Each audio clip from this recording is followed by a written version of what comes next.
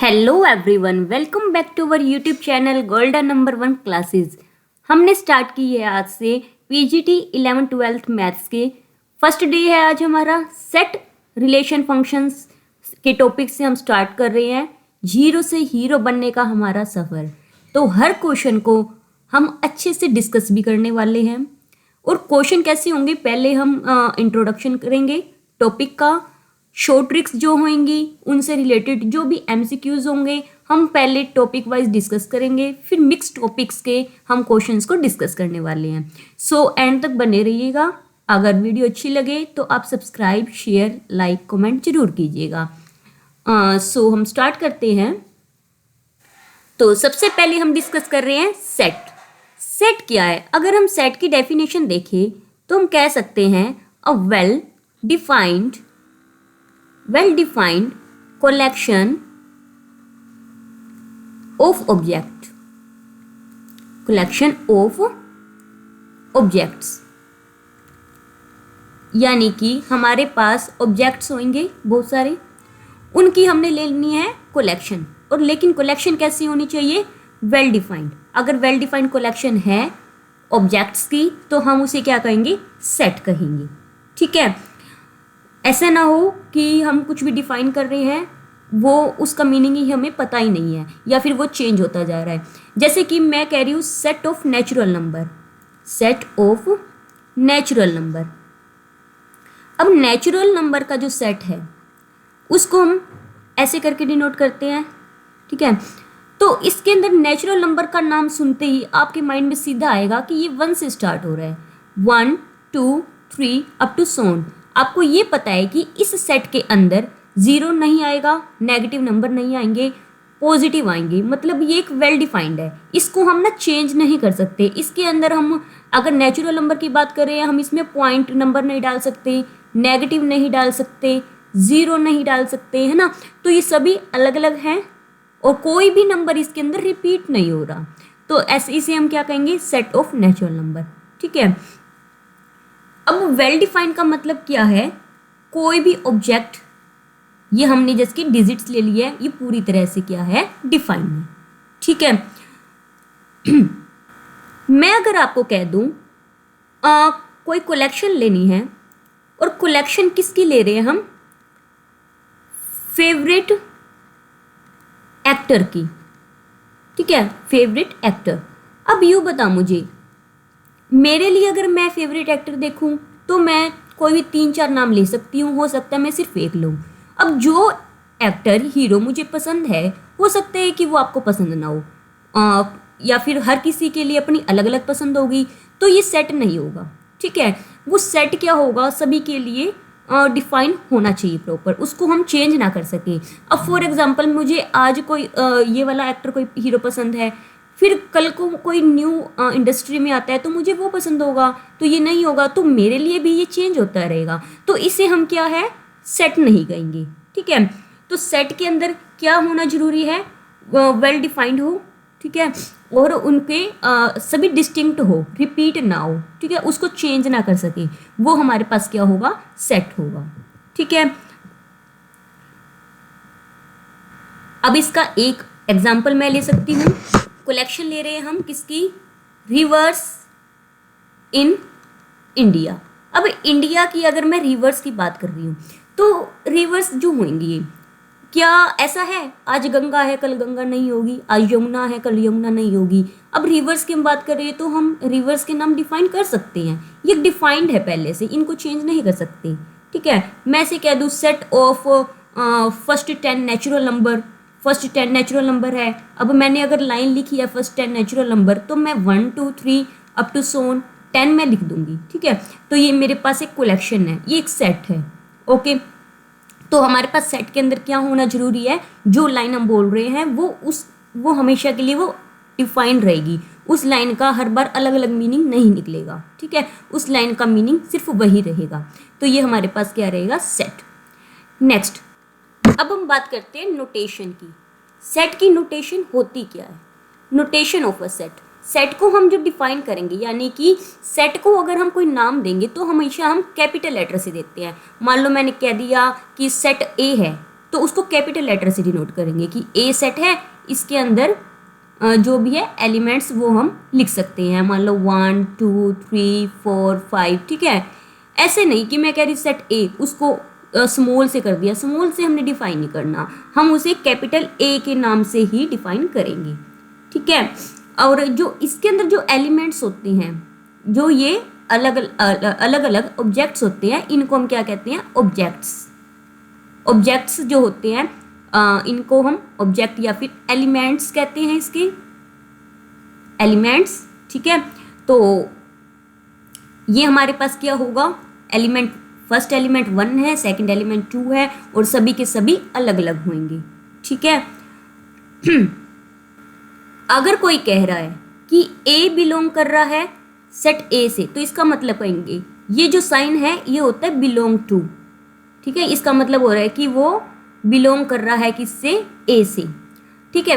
ए से बिलोंग करने का मतलब ये ए सेट के अंदर है, मतलब अगर ए की वैल्यू 3 है, ठीक है, तो 3 इसके अंदर है, तो मैं इसका मतलब इसे क्या कह दूंगी कि 3 बिलोंग कर रहा है ए से, ठीक है। अगर मैं कह दूं a इक्वल टू 6, ठीक है, a इक्वल टू 6 कह दिया, तो आप क्या लिख सकते हो, 6 डजेंट बिलोंग टू ए, तो हम इसे ऐसे कट का साइन कर देते हैं, तो हम इसे क्या कहते हैं, डजेंट बिलोंग टू ए, ठीक। तो कुछ इंपॉर्टेंट एग्जांपल्स हैं सेट के, जैसे कि सेट ऑफ नेचुरल नंबर को हम क्या कहेंगे, n, है ना। तो n से क्या डिनोट होता है, set of natural number, okay. अगर हम कहते हैं सेट ऑफ इंटीजर, तो उसे हम डिनोट करते हैं z से। ये किसका सेट है, इंटीजर्स का। इंटीजर्स आपको पता ही है, जिसके अंदर क्या हो, नेगेटिव भी आए, जीरो भी आए और पॉजिटिव भी आए, लेकिन फ्रैक्शन ना आए, मतलब पॉइंट वाले ना आए, ठीक है। अगर इसके ऊपर प्लस का साइन ऐसे बना हुआ है, इसका मतलब होता है सेट ऑफ पॉजिटिव इंटीजर, ठीक है। क्यू का मतलब क्या होता है, क्यू का मतलब होता है set of all rational number. Rational number के सेट को कैसे डिनोट करते हैं, क्यू से, ठीक है। उसके बाद अगर मान लो लिख दिया क्यू प्लस के अंदर सारे के सारे पॉजिटिव रैशनल नंबर आएंगे, क्योंकि रैशनल होते हैं p/q की फॉर्म में, ठीक है।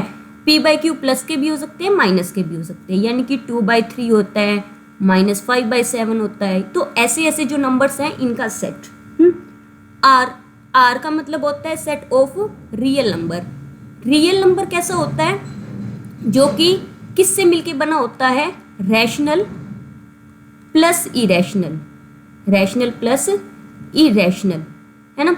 रैशनल और इरेशनल नंबर को जब हम ऐड कर देते हैं तो इनका जो कलेक्शन होता है वो होता है रियल, क्योंकि रैशनल के अंदर p/q की फॉर्म के होते हैं, इरेशनल के अंदर √p की फॉर्म के होते हैं। और ये p क्या नहीं होना चाहिए, नॉट अ परफेक्ट स्क्वायर।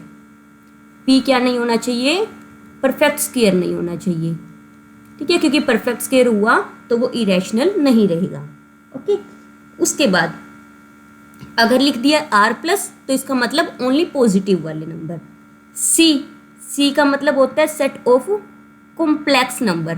अब कॉम्प्लेक्स नंबर क्या होता है, कॉम्प्लेक्स नंबर मतलब जो किससे मिलके बना हो, रियल प्लस इमेजिनरी पार्ट से, रियल प्लस इमेजिनरी, ठीक है। रियल प्लस इमेजिनरी का कॉम्बिनेशन क्या होता है, कॉम्प्लेक्स, यानी कि a plus iota b।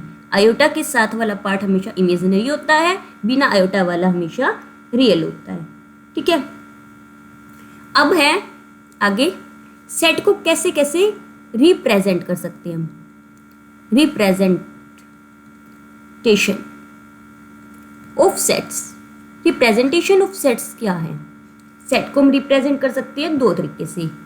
First है रोस्टर फॉर्म, रोस्टर कहो या फिर क्या कहो, टेबुलर फॉर्म, टेबुलर, ठीक है।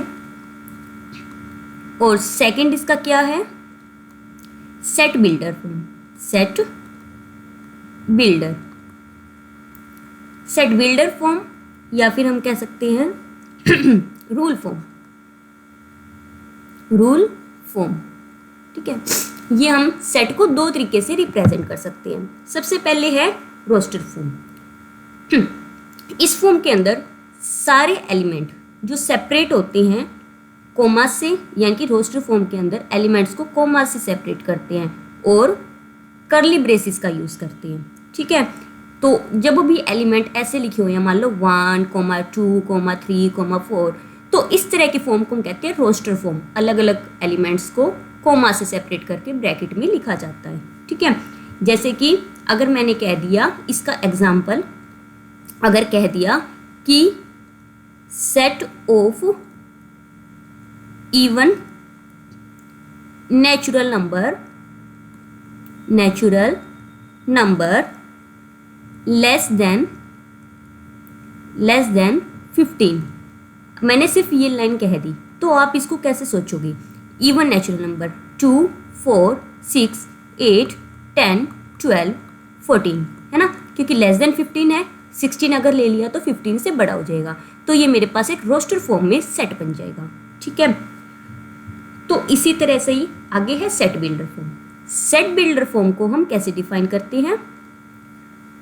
इसके अंदर क्या है, एक प्रॉपर्टी को हम डिफाइन करेंगे। ठीक है, यानी कि मैंने कह दिया ए, इसी को मैं लिख रही हूँ। ठीक है, ए मैंने लिख दिया, ए इक्वल टू ब्रेसिस, इसके अंदर जो एलिमेंट है ना सारे अलग अलग, इन एलिमेंट को एक नाम दे दिया मैंने x.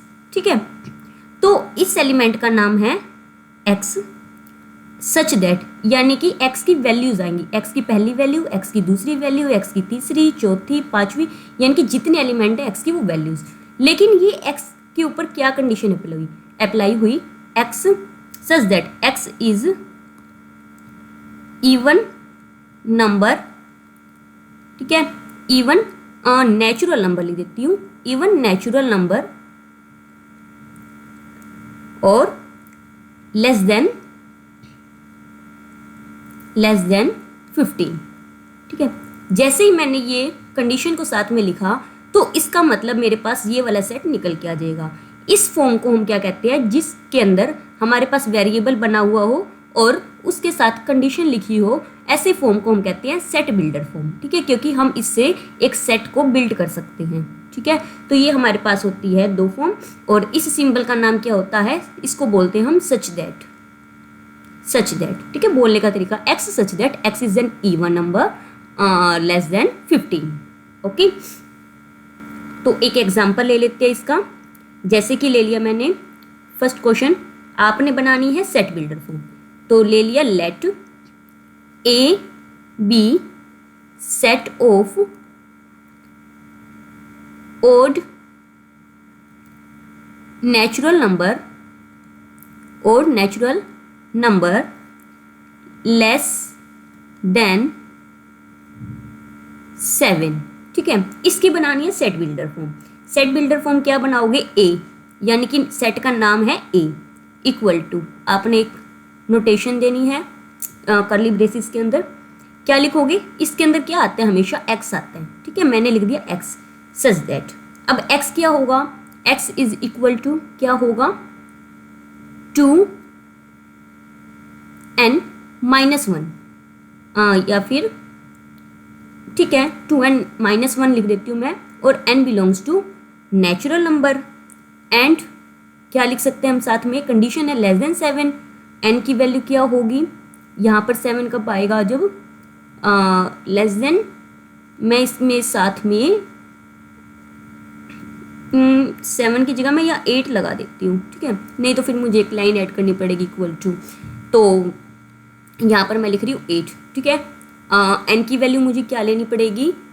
n running between 1 to 4।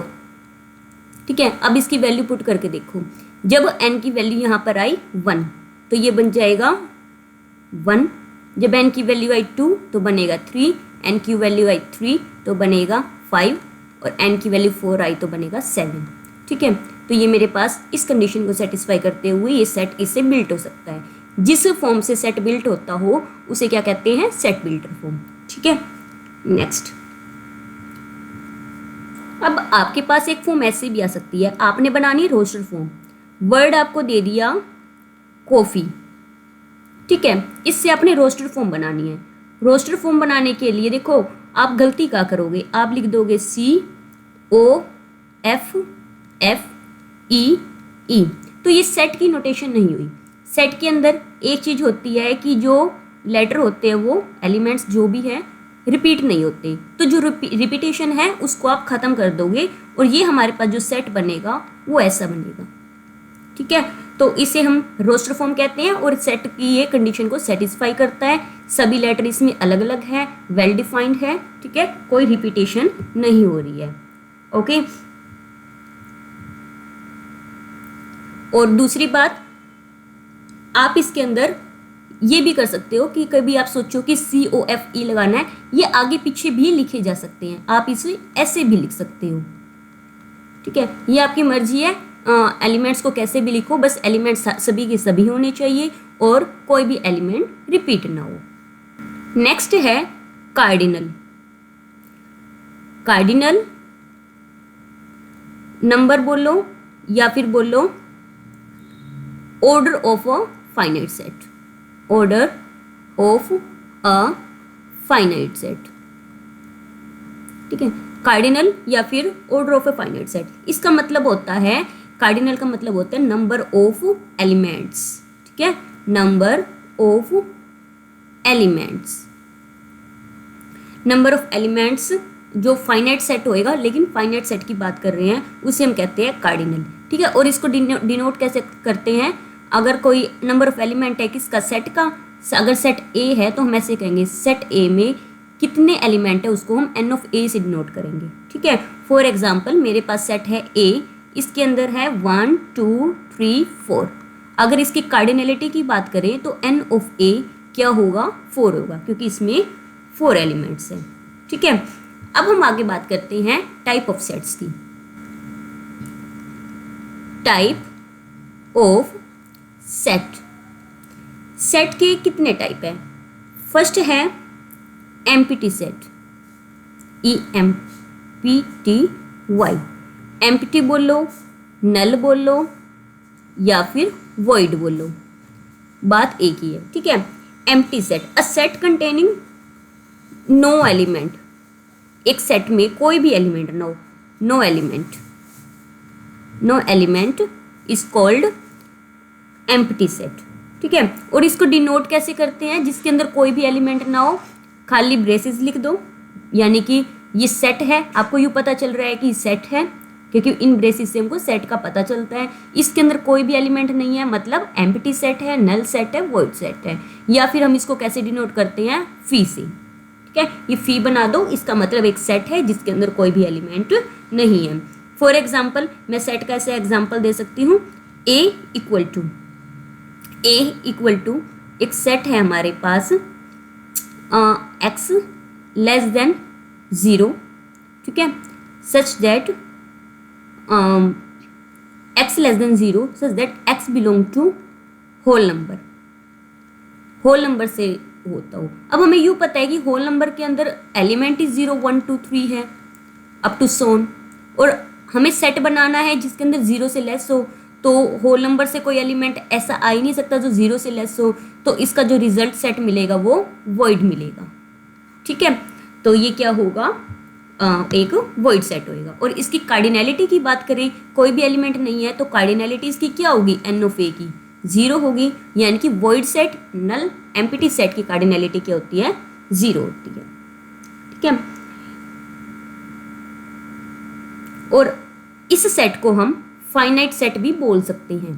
Finite set वो सेट होता है जो जिसके अंदर एलिमेंट या तो 0 हो या फिर उसके अंदर अगर कार्डिनलिटी 0 है या फिर 0 से बड़ी है तो हम उस सेट को फाइनाइट सेट कह सकते हैं। ठीक है, तो एम्प्टी सेट, नल सेट या वॉइड सेट बोले, या फिर एक ऐसा सेट जिसके अंदर काउंटेबल एलिमेंट है, जैसे कि इसके अंदर 4 एलिमेंट है, तो ऐसे सेट को हम क्या कहेंगे, फाइनाइट सेट।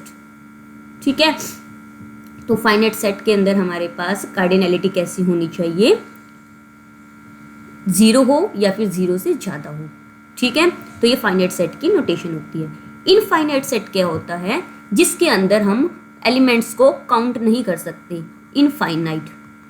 फाइनाइट मतलब जिसको हम काउंट कर सकते हैं, इनफाइनाइट जिसको काउंट नहीं कर सकते। यानी कि सेट ऑफ, अगर मैं नेचुरल नंबर कहूँ तो नेचुरल नंबर मुझे ये पता है कि सेट तो है, लेकिन हम इसे काउंट नहीं कर सकते कि कहाँ तक खत्म हो रहा है, क्योंकि ये चलता रहता है, ठीक है। तो ऐसे सेट को हम क्या कहेंगे, इनफाइनाइट सेट। इसकी कार्डिनैलिटी n ऑफ a की अगर बात करें तो कार्डिनैलिटी क्या होगी, इन्फिनिटी होगी, ठीक है। आगे बात करते हैं हम singleton set. Singleton set, singleton set. अब सिंगलटन सेट क्या है, जिसके अंदर जिसकी कार्डिनैलिटी अगर 1 हो, कार्डिनैलिटी 1 का मतलब समझ रहे हो, यानी कि जिसके अंदर सिर्फ और सिर्फ एक एलिमेंट हो, उसको हम क्या कहेंगे, सिंगलटन सेट कहेंगे। फॉर एग्जाम्पल नोटेशन है सेट की कि ए कैसा सेट है, सच दैट उसके अंदर x है, सच दैट x क्या है, इंटीजर है, ठीक है, और x की वैल्यू जो है लाई कर रही है 1 और 3 के बीच में, ठीक है। तो ऐसा सेट क्या होगा, सिंगलटन सेट होएगा, क्योंकि x ना तो 1 के इक्वल है ना 3 के इक्वल है, और इनके बीच का एक नंबर लेना है, वो भी इंटीजर नंबर लेना है, तो इनके बीच का नंबर सिर्फ और सिर्फ 2 आएगा, तो सेट के अंदर सिर्फ 2 आने वाला है, तो ऐसे सेट को हम क्या कहेंगे, सिंगलटन सेट कहेंगे, ठीक है। अगर मान लो आपके पास 0 लिखा हुआ है, तो कुछ लोग इसको ना नल बोल देते हैं, ये नल सेट नहीं है, ठीक है। ये सेट कैसा है, सिंगलटन सेट है, ठीक है। इस सेट को हम सिंगलटन सेट कहेंगे, क्योंकि इसके अंदर सिंगल एलिमेंट है, नल सेट के अंदर कोई भी एलिमेंट नहीं होता है, ठीक है। आगे है equal set. Equal set, equal set के अंदर मान लो मेरे पास सेट ए है और सेट बी है, सेट ए सेट बी के इक्वल तब होगा जब कार्डिनैलिटी ऑफ ए इक्वल होगी कार्डिनैलिटी ऑफ बी के, यानी कि जितने एलिमेंट सेट ए में है उतने एलिमेंट बी में होंगे और एलिमेंट भी सेम होंगे। फॉर एग्जांपल सेट ए के अंदर है 1 2 3 4, ठीक है, 4, और सेट बी के अंदर एलिमेंट है 4 1 3 2। बेशक से आगे पीछे एलिमेंट लिखे हुए हैं, लेकिन जो एलिमेंट बी में है वही ए में होगा, ठीक है, जो ए में है वही बी में होगा, और जितने एलिमेंट ए में है उतने एलिमेंट बी में होंगे, तब हम कहेंगे सेट आर इक्वल। अगर इसके अंदर मान लो 5 और ऐड हो जाता तो हम सेट को इक्वल ना कहते, ठीक है। नेक्स्ट है इक्विवेलेंट सेट। किसकी बात कर रहे हैं हम, इक्विवेलेंट सेट। इक्विवेलेंट सेट क्या है, अगर cardinality of A cardinality of B के इक्वल है, बेशक से एलिमेंट सेम ना हो लेकिन नंबर ऑफ एलिमेंट इक्वल हो, तो हम इक्विवेलेंट सेट कहते हैं। A is equivalent to B. For example A के अंदर है 1 2 3 4, ये ए सेट हो गया, बी सेट में है ए बी सी डी, अब इसके अंदर भी 4 एलिमेंट है, इसमें भी 4 एलिमेंट है, तो कार्डिनैलिटी दोनों में इक्वल होगी 4 4, लेकिन एलिमेंट दोनों में अलग अलग है, तो इसे हम इक्विवेलेंट सेट कहेंगे, लेकिन इक्वल सेट नहीं कहेंगे। यानी कि अगर कार्डिनैलिटी इक्वल है तो इक्विवेलेंट, अगर कार्डिनैलिटी के साथ साथ एलिमेंट भी सेम सेम है तो equal set. Is that clear? Next है प्रैक्टिस क्वेश्चन। तो हम क्वेश्चन की प्रैक्टिस करेंगे कि हमने क्या क्या पढ़ा है। Which of the following is a set, हमने चूज करना है इनमें से कौन सा एक सेट है। तो the collection of all month of a year beginning with letter J, ये कह रहे हैं कि वो सभी मंथ जो जे से स्टार्ट होते हैं, ठीक है। तो हमने उन सभी मंथ्स के बारे में लिखना है। जे से स्टार्ट होने वाला कौन कौन सा है, फर्स्ट जनवरी, फरवरी, मार्च, अप्रैल, मई, जून, जुलाई, अगस्त, सितंबर, अक्टूबर, नवंबर, दिसंबर, और कोई नहीं है, तो ये 3 है जे से स्टार्ट होने वाले, ना तो ये चेंज होने ना इनके अलावा कोई और ऐड होना, ठीक है। तो यानी कि हमें ये सेट मिल रहा है। देखते हैं और ऑप्शन में क्या है।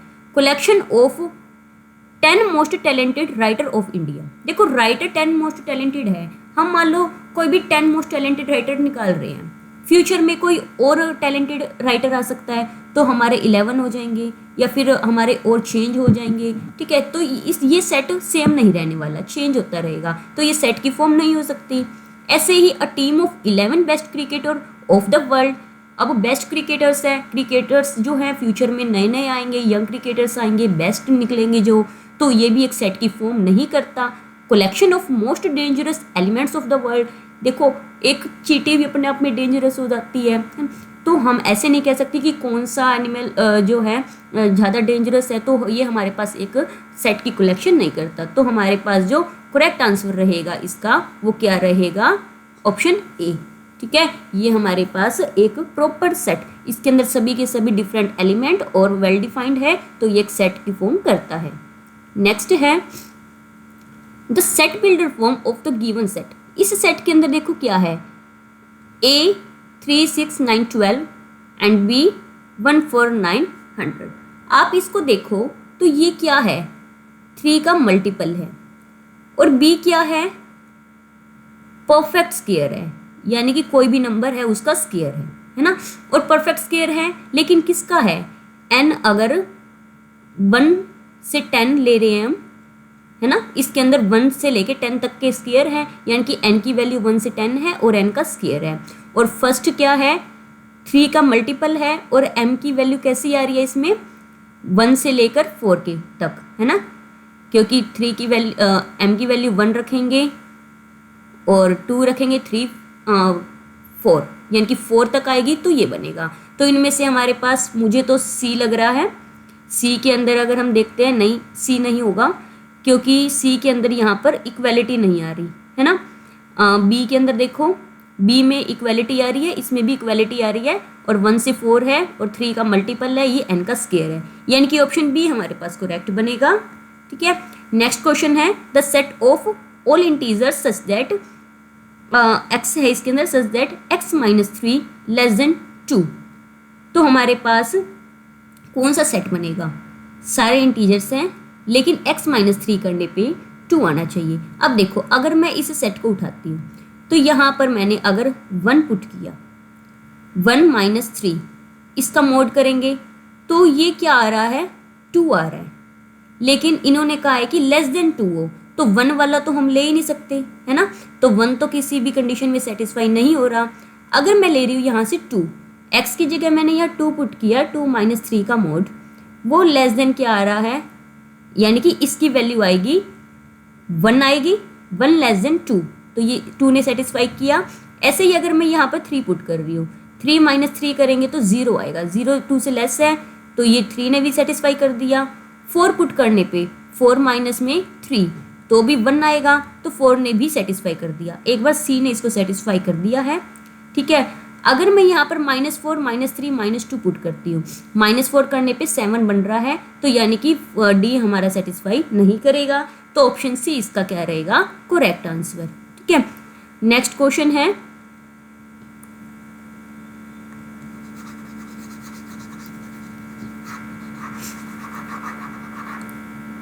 जी, which of the following is not a null set.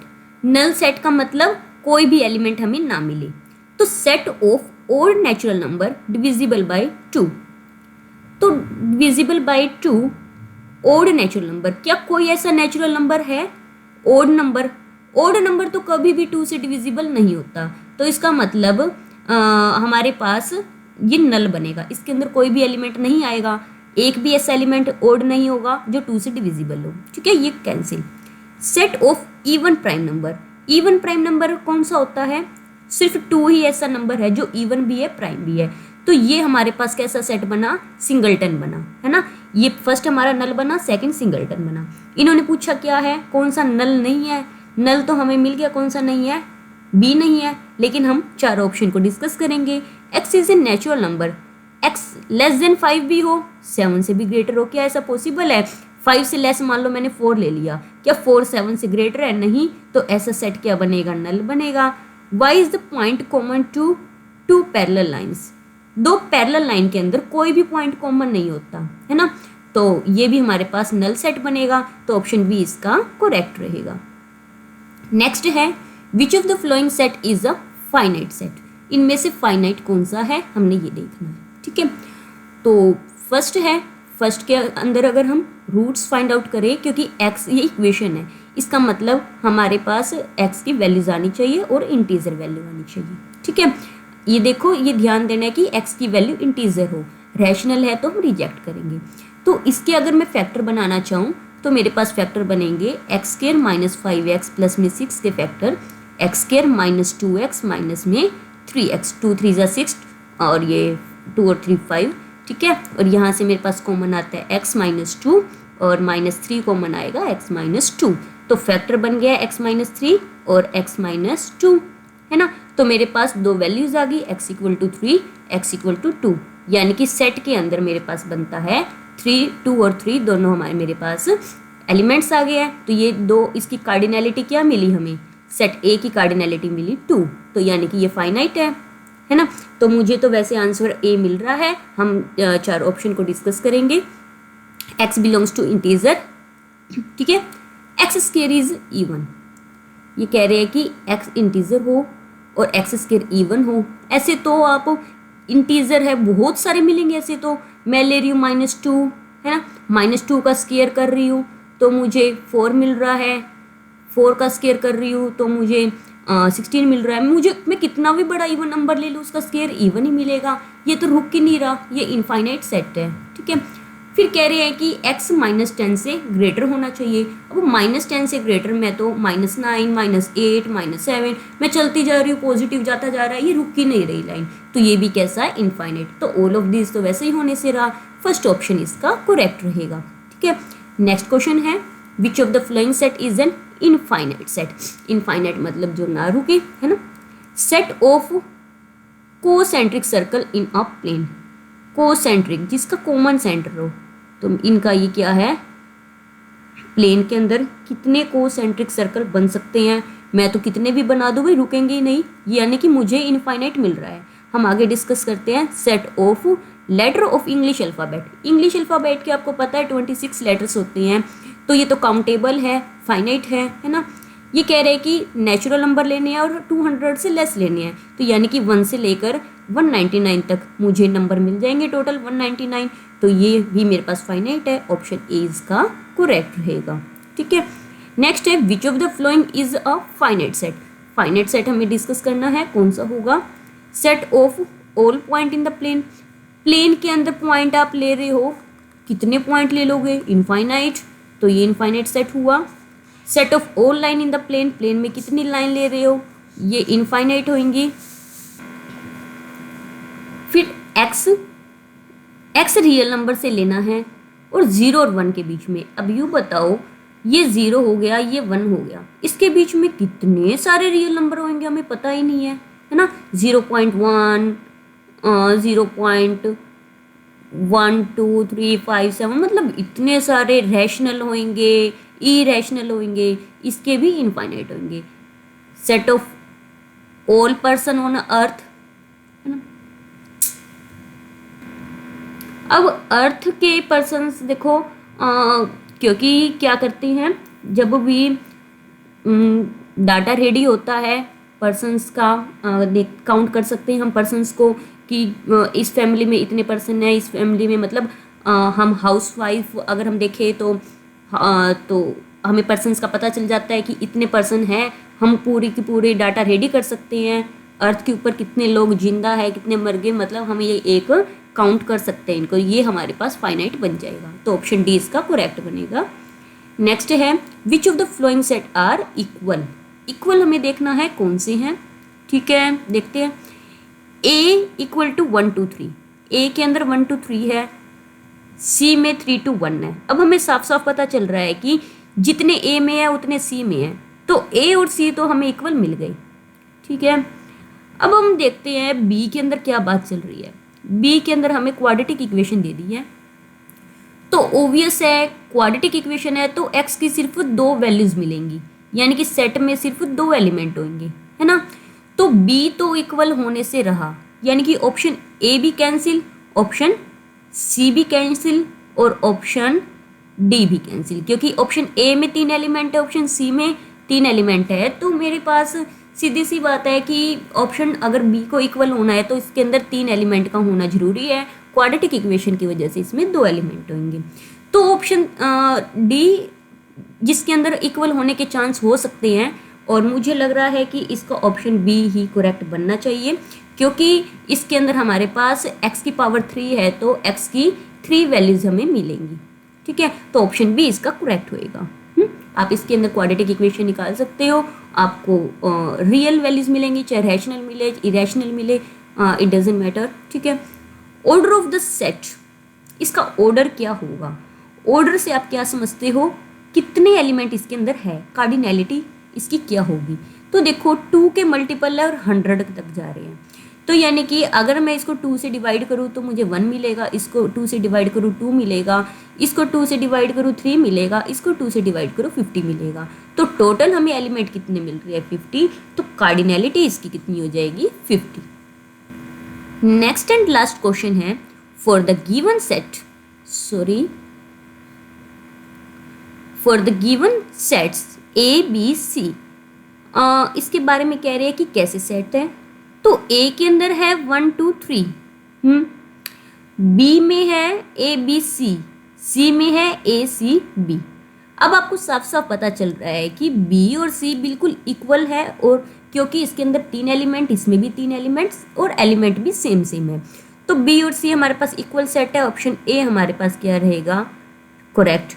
आगे देखते हैं, ए और सी इक्विवेलेंट, बिल्कुल ए के अंदर 3 एलिमेंट है, सी में भी 3 एलिमेंट है, लेकिन एलिमेंट सेम नहीं है, तो इक्विवेलेंट हुआ, तो ये भी करेक्ट होएगा। A B C are equivalent set, तो ऑब्वियस है अगर ए बीच में इंक्लूड हो रहा है तो इक्विवेलेंसी आ ही रही है, तो ऑप्शन सी भी करेक्ट होएगा। तो इसका यानी कि सारे ऑप्शन करेक्ट है। पूरी वीडियो देखने के लिए थैंक्स, एंड आपको रोज ऐसी वीडियोस मिलेंगी, हम पूरा डिस्कस करेंगे हर एक कॉन्सेप्ट को लेते हुए, हर एक छोटे छोटे पॉइंट्स को लेते हुए, और हम जो एग्जाम में क्वेश्चन पूछे जाते हैं इनसे रिलेटेड वो भी हम डिस्कस करेंगे। Thanks for watching, keep sharing, comment, like, subscribe, share जरूर कीजिए।